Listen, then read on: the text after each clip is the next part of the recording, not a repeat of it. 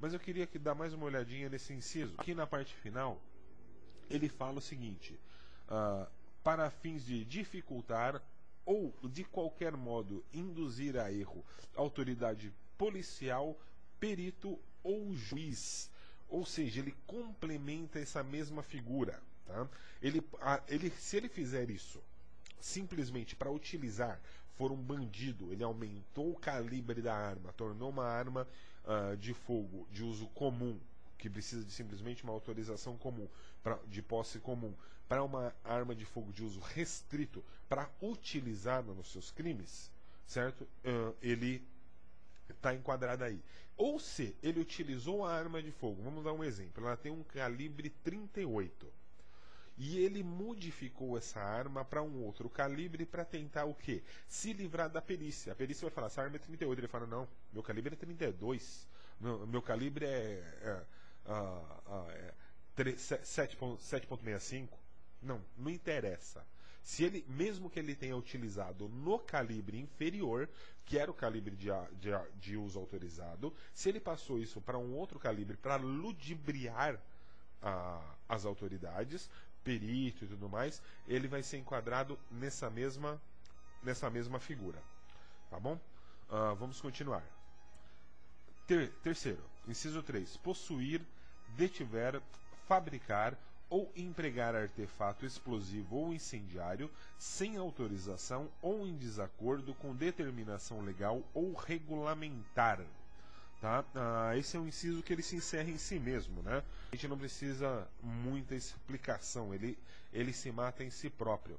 Vamos fazer uma segunda dele? Possuir, detiver, fabricar, empregar artefato explosivo ou incendiário sem autorização e em desacordo com a determinação legal ou regulamentar. A pessoa vai utilizar arma, vai utilizar explosivos, isso de forma irregular. Então, fez isso. A única coisa que a gente tem que lembrar é que esses objetos vão se enquadrar dentro dessa mesma figura, tá bom? Dessa mesma pena do porte ilegal de arma de fogo de uso restrito. Vamos continuar olhando.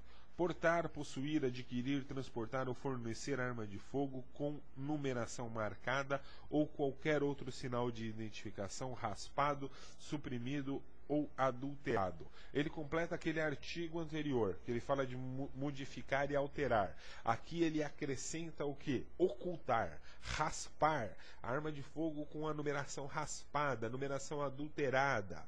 Tá? É um pouco redundante, mas é complementar. Ele fala nisso até certo ponto no inciso anterior. Agora ele vem e complementa. Se ele altera, ele tirou aquele número e colocou outro para ludibriar. Ele tirou aquele número e colocou outro para transformar essa arma em outra. Certo? Ele tirou essa numeração. É o mesmo crime, tem o mesmo enquadramento. Vamos continuando. Vender, entregar ou fornecer, ainda que gratuitamente, veja bem, fornecer ainda que gratuitamente, ou seja, ceder, dar, presentear, arma de fogo, acessório, munição, explosivo a criança ou adolescente. Tá? Então, vamos lembrar bem disso, porque essa é uma figura redundante até o finalzinho. Vamos olhar de novo para a gente entender bem isso. Por que ela é uma figura redundante até o finalzinho? Tá? Ele está dizendo aqui pra gente: vender, entregar, fornecer, ainda que gratuitamente, arma de fogo, acessório, munição ou explosivo. Isso ele descreve o próprio caput. Por isso que eu digo que até esse ponto ele é redundante. Só que aqui, num caso de uma brecha, ele se previne por uma questão de uma brecha judicial. Ele vai trazer o quê? Ele avisa para que se ele fizer isso a uma criança ou a um adolescente, mesma pena. E ele joga aqui um conectivo, um E, que vai ligar esse inciso ao último. Vamos ver o último. Tá? Produzir, recarregar, reciclar sem autorização legal ou adulterar de qualquer forma munição ou explosivo. Tá? Então ele finaliza para a gente da seguinte forma.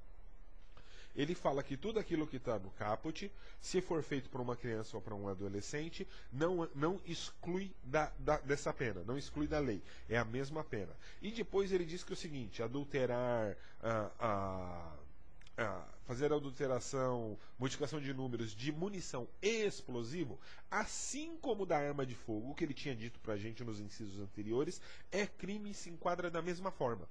Então, adulterou arma de fogo ou adulterou munição, raspou a numeração de arma de fogo ou raspou a numeração de munição, é a mesma coisa.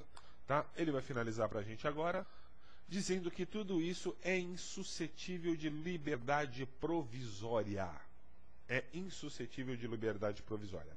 Gente, vamos fazer uma pausinha aqui, só para a gente trocar de vídeo, mas ainda que a gente continua com essa mesma aula agora, tá? Para finalizar a Lei 10.826. Então, só uma pausinha para a gente trocar e faz um complemento da aula.